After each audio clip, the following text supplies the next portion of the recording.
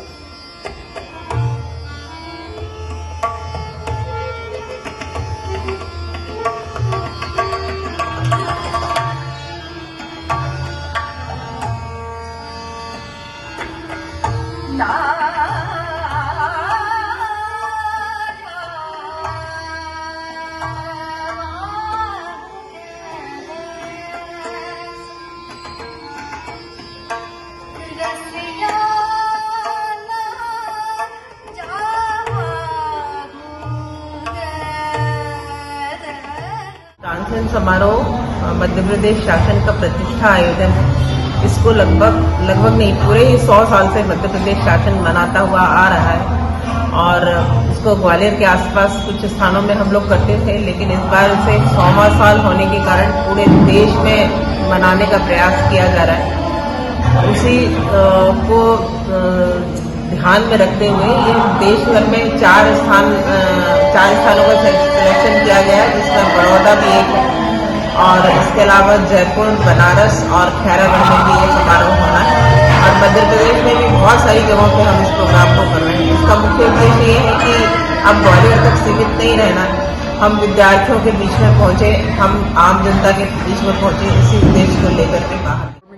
અને મધ્યપ્રદેશ સરકારના સાંસ્કૃતિક વિભાગ દ્વારા તાનસેન સમારોહનું આયોજન કરવામાં આજે ફેકલ્ટીમાં આવ્યું છે। આમાં ગાયન વાદન અને ઇન્સ્ટ્રુમેન્ટના કલાકારો અહીંયા આજે આવ્યા છે।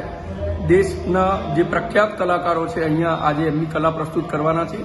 ફેકલ્ટી ઓફ પરફોર્મિંગ આર્ટ્સનો હંમેશા અભિગમ રહ્યો છે કે સારા કલાકારોને ફેકલ્ટીની અંદર આમંત્રિત કરવામાં આવે અને વડોદરાની કલાપ્રેમી જનતા માટે આ એક નજરાણું પીરસવામાં આવે એવો અભિગમ હંમેશા રહ્યો છે।